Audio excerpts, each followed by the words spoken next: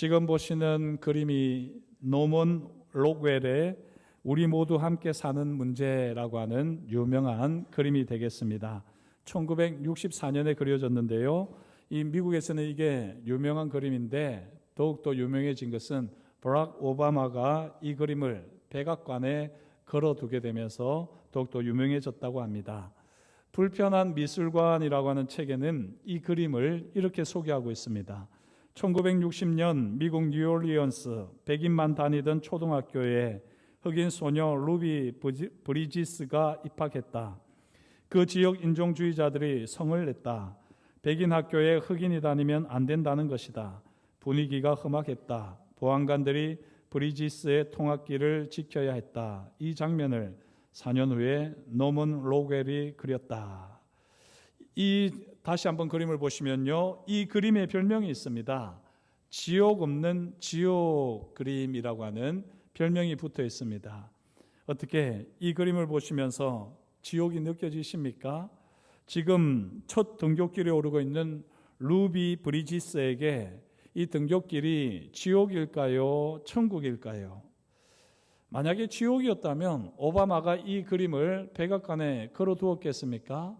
모르긴 해도 천국이 아니었을까요? 그런데 왜 이 그림의 별명이 지옥 없는 지옥 그림일까요? 이 그림을 자세히 보시면 빨갛게 벽이 물들여져 있지요. 으깨진 토마토가 땅에 떨어져 있습니다. 벽에 쓰인 글씨는요, 낙서는 니거라고 하는 영어와 또 자세히 오른쪽에 보시면 친절하게 동그라미를 쳤는데 KKK라고 하는 이 그림이 있습니다. 거기에다가 우리 보안관들의 구두, 검정색 구두를 보게 되면 지금 이 상황이 어떤 상황인 줄 알 수 있지요. 지옥 같은 상황을 묘사하고 있습니다. 그런데 일부러 백인들의 얼굴은 생략했습니다. 왜 백인들의 얼굴을 생략했을까요? 사실은 이 보안관 백인들뿐만 아니라 지금 이 아이를 향해서 던지는 토마토, 성남 백인들의 모습을 보여주게 되면 지옥 이상의 모습을 보게 될 거기 때문에 일부러 백인들의 얼굴은 다 생략했습니다. 오롯이 하얀 옷을 입고 있는 소녀 루비 브리지스만 온전하게 보여줍니다. 이 6살 루비는요, 첫 등교를 할 때 사실 이렇게 심각한 상황인 줄 몰랐다고 그럽니다. 토마토 축제를 하면서 사람들이 환호성을 지르나 보다 라고 여기고는 자기는 기쁜 마음으로, 신나는 마음으로 이 등굣길에 올랐다는 것이죠. 지옥 같은 순간에도 이 소녀는 천국을 경험하며 걷고 있었다라고 해도 과언이 아니겠습니다. 이후 매일 계속되는 시위와 학교에서의 차별은 어린 소녀가 감당하기 어려운 일이었습니다. 하지만 루비는 자신을 진심으로 대해주는 바바라 헨리 선생님과 어머니의 한없는 격려로 꿋꿋하게 차별을 견디고 학교를 졸업할 수 있었다고 합니다. 지옥은 우리 가까이에 있습니다. 누군가에게는 삶 자체가 지옥이기도 하지요. 하지만 지옥을 지옥으로 끝낼 수는 없는 것 아니겠습니까? 오늘 말씀은 이 사실을 우리에게 잘 보여줍니다. 인생 자체가 지옥인 사람이 등장합니다. 오후 3시 기도 시간에 맞춰서 베드로와 요한은 예루살렘 성전에 올라갑니다. 이때 나면서 걷지 못하는 사람들이 미문으로 메고 옵니다. 미문, 아름다운 문이라는 뜻이지요. 이 장면에서 우리는 3가지 아이러니를 보게 됩니다. 첫째, 미문은 아름다운 문인데 그 자리에서 나면서 걷지 못하는 사람이 구걸을 한다. 너무 대조되는 모습이 아닙니까? 왜 하필이면 이 아름다운 문 앞에서 가장 보기 껄끄러운 장면이 구걸을 해야 될까? 불편해하는 사람도 있겠지만 오히려 자신의 형편은 이 사람보다 낫다고 여기며 감사하는 사람들도 있겠지요. 그랬을까요? 나면서 걷지 못하는 사람은 성전 미문 앞에서 구걸하며 생계를 유지했습니다. 두 번째, 지금 이 구걸하는 사람이 오후 3시 기도 시간에 맞춰서 구걸을 한다는 겁니다. 오전 9시부터 하루 종일 성전 미문 앞에서 구걸하는 것이 아닙니다. 걷지 못하는 사람도 나름대로 자기 할 것을 다 하면서 때에 맞춰서 구걸하러 나왔습니다. 무슨 말일까요? 아마추어가 아니라 프로, 직업인이라고 하는 말이지요. 예전에도 이 농담 삼아 그런 이야기가 오고 가곤 했습니다. 서울 지하도를 가다가 구걸하는 사람에게 너무 가여워서 큰 돈을 줬다는 거죠. 그랬더니 그 사람이 깜짝 놀라서 다시 한번 사람을 보더랍니다. 그것까지만 해도 참 괜찮았는데 식사 때가 되니까 선글라스를 꺼내고는 딱 끼고는 식사를 하러 가더라는 거죠. 그리고 나중에 보니까 저녁에는 아주 좋은 승용차를 타고 가더라. 뭐 이런 농담 같은 이야기가 많이 들리곤 했었습니다. 그런 것은 아니겠지만 오늘 여기 이 사람은 시간에 맞춰서 구걸을 하고 있습니다. 셋째, 이 미문에서 구걸하는 사람의 나이가 사도행전 4장 22절을 보면 40여 세쯤 되었다라고 되어 있습니다. 이 40년 세월 동안 무엇을 했을까요? 이분은 지금까지 말씀드린 대로 아름다운 미문에서 남에서 걷지 못함을 인해 구걸하고 있었지만 그 지옥 같은 세월을 적응하고 있습니다. 한번 생각해 보면 예수님께서 예루살렘 성전을 출입하실 때 3년 동안 최소한 1년에 한 번씩은 출입을 하셨을 텐데 이 미문에서 구걸하고 있는 이 사람을 보지 않았을까요? 봤을 겁니다. 그러면 왜 예수님께서 이 사람을 고쳐주지 않았을까요? 이 사람은 앞을 보지 못하던 바디메오나 또 여러 가지 어려움 속에서 간절하게 예수님을 찾던 그런 사람들과 달랐던 것이죠. 이 사람은 성전을 지나가는 예수님을 보고 소리를 지르지 않았다고 밖에 볼 수 없습니다. 걷고자 하는 소망도 없었고요. 그럴 수 있다는 믿음도 없었습니다. 지옥을 벗어나고자 하는 소망도 믿음도 없는 사람이었습니다. 다만 무엇을 얻을까요? 지옥을 견디는 헛된 희망 속에서 살았던 인물이었던 겁니다. 사랑하는 성도 여러분, 혹시 지옥과 같은 삶을 살고 있는데 그냥 거기에서 모든 것을 포기하고 살고 있지는 않습니까? 지옥을 벗어나야죠. 언제까지 지옥과 같은 삶에 적응해서 살겠습니까? 사랑하는 성도 여러분, 지옥 같은 삶에 적응하며 살겠다고 기도하지 마십시오. 지옥을 벗어날 수 있도록 하나님 앞에 기도하는 예수를 믿는 사람이 될 수 있기를 축복합니다. 이 사람은 정말 성전 미문 앞에서 지옥을 경험하고 있으면서도 지옥에 적응하고 있습니다. 그래서 전혀 문제를 느끼지 못하고 살아갑니다. 베드로와 요한이 성전에 들어가려고 미문을 통과하는 순간 이 사람은 구걸을 합니다. 지금까지 해오던 대로 습관대로 구걸을 하지요. 이때 베드로와 요한이 이 사람을 주목하여 우리를 보라 말합니다. 당연히 남자는 뭔가 나에게 큰 것을 주려고 자신들을 보라고 하나 보다. 보통 사람들은 그냥 동전 하나 던져주고는 지나갔는데 지금 자신을 보라고 하니까, 우리를 보라고 하니까 뭘 주려고 이러나 기대하는 눈빛으로 베드로와 요한을 보았겠지요. 이때 그 기대하는 눈빛이 미안했던지 베드로는 먼저 말을 합니다. 은과 금은 내게 없거니와 내게 있는 이것을 내게 주노니 라고 말을 합니다. 여기까지 들었을 때 아마 이 사람의 눈동자는 더 밝게 빛나지 않았겠습니까? 동공이 커지지 않았겠습니까? 도대체 얼마나 근사한 걸 주려고 은과 금은 내게 없다고 하면서 이것을 준다고 하느냐? 이것이 무엇일까? 라고 부푼 마음, 기대하는 마음으로 계속해서 베드로를 바라보는데 이어서 베드로가 뭐라고 말을 합니까? 나사렛 예수 그리스도 이름으로 일어나 걸어라! 라고 말을 합니다. 이 말을 들었을 때 이 사람이 순간 실망하고 화가 날 만한데, 그렇게 실망하고 화가 날 만한 그때에 베드로가 손으로 그 사람을 붙들고는 일어나게 하는 것입니다. 이 사람이 걷지 못하는 이 사람이 실망할 겨를이 없는 것입니다. 바로 베드로가 오른손을 잡아서 일으켰습니다. 베드로와 요한은 지금 예수 그리스도 이 이름을 걷지 못하는 사람에게 주었습니다. 동시에 베드로와 요한은 그들의 손도 이 사람에게 주었습니다. 이 사람에게 준 베드로와 요한의 손은 빈손이었습니까? 아니요.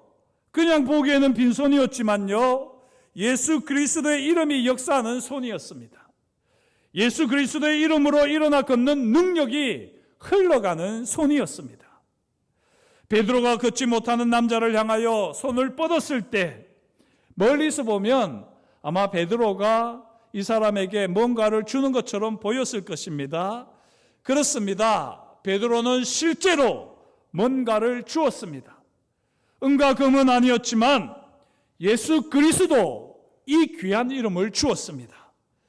베드로와 요한의 손을 힘입어 걷지 못하던 자는 발과 발목에 힘을 얻었습니다. 예수 그리스도의 이름으로 걷는 능력이 흘러가는 손을 힘입어 이 사람은 발과 발목에 힘을 얻었습니다. 얼마나 강력하게 힘이 역사했든지 8절 말씀을 보시면 뛰어서서라고 말합니다. 베드로와 요한의 손을 통하여 하나님의 능력이 강력하게 역사하자 이 남자는 어슬렁거리면서 일어난 것이 아닙니다. 펄쩍 뛰었었습니다. 상상을 해보십시오. 일어나 걸어라 할 때 그냥 일어난 것이 아니라니까요. 힘겹게 일어난 것이 아니라 펄쩍 뛰었다가 탁 서는 것입니다. 이 남자가 뛰어서는 순간에 과거는 완전히 사라졌습니다. 소망조차 가지지 않았던 과거, 구걸하며 살아온 지옥 같은 40년이 순식간에 사라졌습니다. 지옥에서 천국으로 완전히 달라지는 것을 경험했지요. 이제 남자의 마음에 성전으로 들어가 하나님을 찬송할 마음이 솟구칩니다. 더 이상 미룰 것이 없습니다. 당장에 하나님 앞에 예배자로 서서 하나님의 능력을 찬송하며 하나님께 영광을 돌려드립니다.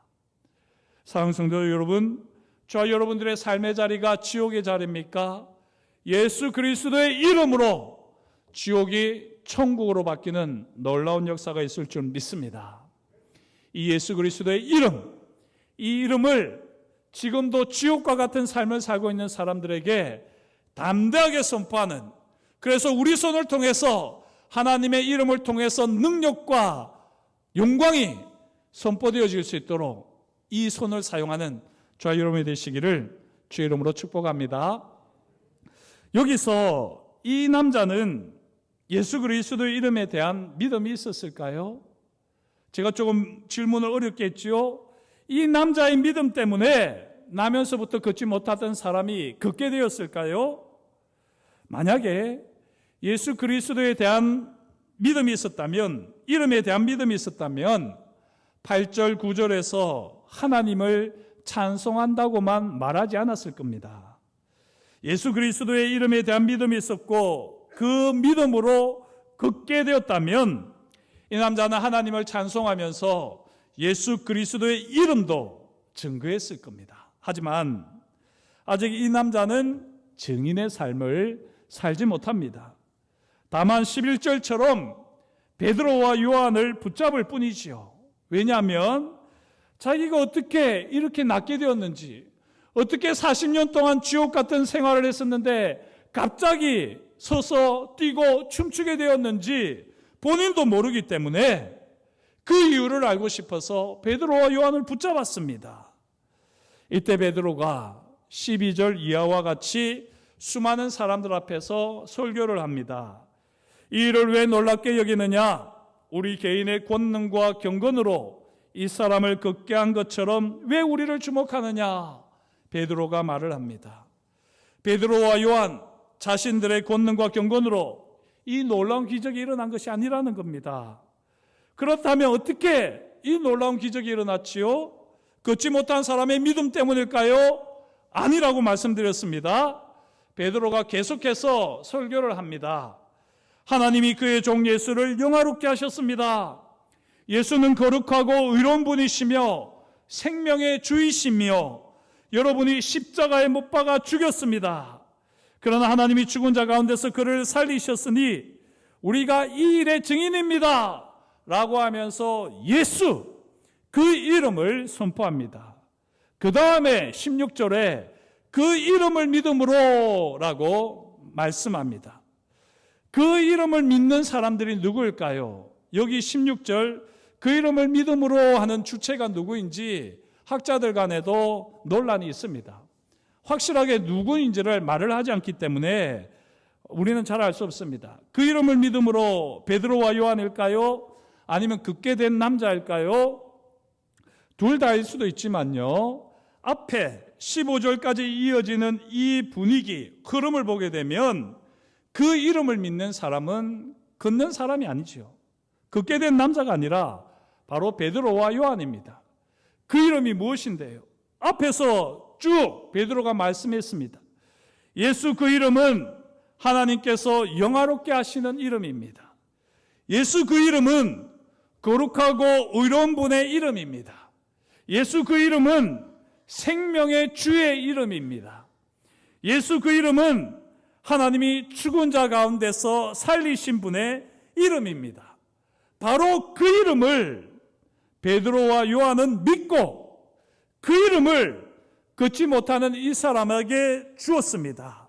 그리고는 그 이름이 걷지 못하는 이 사람을 성하게 걷게 하였노라 베드로는 선포합니다. 그러면서 베드로가 힘있게 선포하지요. 예수로 말미암아 난 믿음이 너희 모든 사람 앞에서 이같이 완전히 낫게 하였느니라. 예수로 말미암아 난 믿음, 이것이 무엇입니까? 조금 말을 바꿔보면요, 믿음이 예수로 말미암아 낫다는 겁니다. 믿음이 예수로 말미암아 낫다. 이게 지금 베드로가 무슨 말을 하는 것일까요? 우리가 예수 그 이름을 바로 알고 예수 그 이름을 믿고 예수 그 이름을 주었을 때 그때에 부활의 주님께서 이 사람에게 직접 역사하셨다라고 베드로는 말을 하는 겁니다. 사랑하는 성도 여러분, 예수 이름을 부를 때 부활하신 주님께서 친히 역사하십니다. 우리가 예수 이름만 불러도 부활하신 주님께서 친히 우리 가운데 임하여 주셔서 역사하시며 믿음을 일으키십니다. 예수님 외칠 때 믿음이 생깁니다. 몇 주 전에 연세가 지긋하신 어르신을 복음을 전하게 되었습니다. 이 어르신이 106세가 되시는 어르신이었는데요.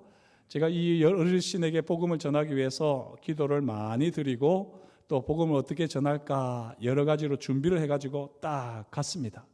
그런데 우리 어르신께서 귀가 잘 안 들리세요. 그나마 오른쪽 귀가 조금 들리시는 겁니다. 그런데 이 어르신에게 제가 사형리를 펴서 복음을 전하면 어르신이 잘 들으실 수 있겠습니까? 또는 하나님의 선물인 영생이라고 하는 그 복음을 전하게 되면 우리 어르신이 잘 들으실 수 있으실까요? 아니요. 그렇게 장황하게 복음을 전해가지고는 어르신이 듣기가 너무 피곤하시는 겁니다. 그래서 저는 이 어르신을 향해서 오늘 이 말씀을 따라 예수님만 전했습니다. 어르신, 이제 돌아가시면 죽으시면 하나님 앞에 서실 텐데 하나님 앞에서 다른 건 다 몰라도 됩니다. 예수님! 예수님! 예수님만 외치십시오. 제가 말씀드렸습니다. 어르신이 어떻게 하셨을까요? 저를 따라서 예수님! 외치시는 겁니다. 예수님! 외치실 때 우리 부활의 주님께서 106세 되신 어르신과 함께 하신 줄 믿습니다. 사랑하는 성도 여러분, 예수님! 부를 때 부활하신 예수님께서 우리에게 믿음을 일으키십니다. 예수님! 우리가 부를 때 부활하신 예수님께서 그 믿음을 일으키실 뿐만 아니라 그 가운데 놀라운 역사를 행하여 주십니다. 그렇기 때문에 베드로는 개인의 권능과 경건으로 이 사람을 긋게 한 것이 아니라 예수 그리스도의 이름으로 이 사람이 긋게 되었다라고 단호하게 선포합니다. 사도행전 3장 20절을 보십시오. 또 주께서 너희를 위하여 예정하신 그리스도 곧 예수를 보내시리니. 무슨 말씀입니까? 베드로는 부활하신 예수님을 선포하는 겁니다. 우리가 예수님 하고 부르기만 하면 부활하신 예수님께서 직접 오셔서 역사하신다는 거지요. 수많은 무리들이 베드로의 이 설교를 듣고 예수님의 부활을 믿었는데요, 남자만 5,000명이었습니다. 순식간에 수많은 군중들이 예수님께서 부활하셨음을 믿게 되었을 때 예루살렘 성전은 흥분의 도가니가 되었습니다. 그런데 단순히 예수님께서 부활하셨음을 전하는 정도였을까요? 말씀은 그렇게 우리에게 전하지 않습니다. 사도행전 4장 2절 말씀입니다. 예수 안에 죽은 자의 부활이 있다고 백성을 가르치고 전함을 싫어하여 라고 되어 있습니다. 베드로와 요한은 예수님이 부활하셨다고만 전하지 않았어요. 이 4장 2절 다시 보십시오. 예수 안에 죽은 자의 부활이 있다고 백성들에게 가르치고 전했습니다. 베드로와 요한은 예수 안에 죽은 자의 부활이 있다고 분명하게 가르쳤습니다. 사랑하는 성도 여러분, 예수님이 부활하셨다 전하는 것은 온전한 복음이 아닙니다. 온전한 복음은 예수님이 부활하셨을 뿐만 아니라 우리가 예수 안에 있을진데 예수 그리스도와 함께 십자가에서 죽고 예수 그리스도와 함께 다시 살아났다는 것을 우리가 믿고 깨달을 때 우리는 온전히 바로 복음을 아는 것입니다. 나면서부터 40년 동안 걷지 못한 이 남자가 다시 걷게 된 것은 단순한 치유가 아니지요. 이 남자가 어떻게 걷게 되었습니까? 예수님! 이 이름을 부를 때에 부활하신 예수님께서 친히 임하여 주셔서 이 사람을 걷게 하셨습니다. 이 사람이 단순히 치유가 된 것이 아니고요, 지옥 같은 죽음의 삶에서 이제는 부활하신 예수님으로 말미암아 부활한 삶, 죽은 자 가운데서 부활을 경험한 자로 살게 되었던 겁니다. 사랑하는 성도 여러분, 단순히 부활하신 예수님을 경험한다? 이거는 말이 안 되는 거예요. 우리가 부활하신 예수님을 경험한다는 것은 사실 우리 자신이 죽은 자로 있다가 주와 함께 다시 살아나는 것을 경험하는 겁니다. 이것이 없이는 우리는 복음의 사람이 아닙니다. 예수님이 부활하신 것을 믿는 것이 복음이 아니에요. 그것은 당연하고요, 주와 함께 죽고 주와 함께 내가 다시 살아났다, 이것이 진정한 복음입니다. 사랑하는 성도 여러분, 저와 여러분들이 지금 어떤 삶을 살고 있습니까? 우리의 삶의 자리가 지옥과 같지는 않습니까? 하는 일마다 잘 되지 않아서, 또한 우리의 사랑하는 자녀들로 인해서, 우리의 부모님으로 인해서 무거운 짐에 짓눌리면서 내 삶의 자리가 지옥이다 라고 여기고 있지는 않습니까? 우리가 예수님 하고 부르게 될 때 부활의 주님께서 우리 가운데 오셔서 죽은 자와 같은 우리를 다시 살려주시는 줄 믿습니다. 바울은 고백했습니다. 나는 날마다 죽노라. 왜 날마다 죽을까요? 날마다 주님께서 살려주시기 때문에 날마다 죽노라 고백합니다. 바울은 날마다 십자가 은혜, 부활의 영광과 능력을 경험하며 주와 함께 죽고 주와 함께 살아나는 이 은혜 속에서 살아갔습니다. 그 고백을 베드로가 사실은 하고 있는 것입니다. 제사장, 관리들, 장로들, 서기관들이 베드로와 요한을 신문할 때에 베드로는 담대하게 부활하신 예수 그리스도를 선포하며 죽은 자들의 부활을 믿음으로 선포했습니다. 4장 10절에서 12절 너희와 모든 이스라엘 백성들은 알라 너희가 십자가에 못 박고 하나님이 죽은 자 가운데서 살리신 나사렛 예수 그리스도의 이름으로 이 사람이 건강하게 되어 너희 앞에 섰느니라. 이 예수는 너희 건축자들의 버린 돌로서 집 모퉁이의 머릿돌이 되었느니라. 다른 이로서는 구원을 받을 수 없나니 천하 사람 중에 구원받을 만한 다른 이름을 우리에게 주신 일이 없음이라. 베드로는 담대하게 외쳤습니다. 오직 예수 안에서만 죽은 자의 부활이 있습니다. 예수님이 부활하셨을 뿐만 아니라 부활하신 예수님께서 죽은 자들 가운데 오셔서 죽은 자들을 다시 살려주십니다. 지금도 지옥 같은 삶을 살고 있는 사람들에게 예수님 하고 우리가 부르기만 한다면 부활의 주님께서 그 자리에 오셔서 지옥 같은 삶의 자리에서 하나님의 나라, 천국으로 옮겨주시는 줄 믿습니다. 저와 여러분들이 이 믿음을 가지고 삶의 자리에서 예수님을 믿음으로 선포할 수 있기를 축복합니다. 더불어 베드로처럼 믿음의 손을 내밀 때에 우리의 손을 통해서 부활의 주님의 능력이 지옥의 삶을 살아가고 있는 그 사람에게 흘러가고 그 사람이 부활하신 예수님의 만져주심을, 부활하신 예수님의 일으켜 세워주심을 경험하는 놀라운 역사가 있을 줄 믿습니다. 사랑하는 성도 여러분, 이제 저와 여러분들이 이 예수님을 한번 외치시면 좋겠습니다. 제가 앞에 있는 것을 말을 하면요, 예수님의 이름을 말을 하면 여러분들은 예수 이렇게 해주시면 되겠습니다. 우리가 예수 이 이름을 외칠 때에 이 다양한 이름들이 우리 삶의 자리마다 경험되어질 줄 믿습니다. 능력의 이름, 권능의 이름, 모든 강력을 파는 이름, 치유의 이름, 용서의 이름, 자유 주시는 이름, 거룩한 이름, 빛을 주는 모든 이름 위에 뛰어난 이름, 아멘. 이 예수 그리스도의 이름을 날마다 선포하는 예배자의 삶이 되시기를 주의 이름으로 축복합니다. 기도하겠습니다. 하나님 아버지, 주님께서 저희를 사랑하여 주시고 오늘도 저희에게 말씀하여 주시니 감사합니다. 주님, 우리 주변에 지옥 같은 삶을 살고 있는 사람들이 참 많은데 우리가 너무나도 그 사람들의 삶을 외면하고 살고 있지는 않습니까? 우리의 삶의 자리가 지옥과 너무나도 가까이 있지는 않습니까? 주님, 지옥 같은 삶에 익숙해져 있는 저희들을 흔들어 깨워 주십시오.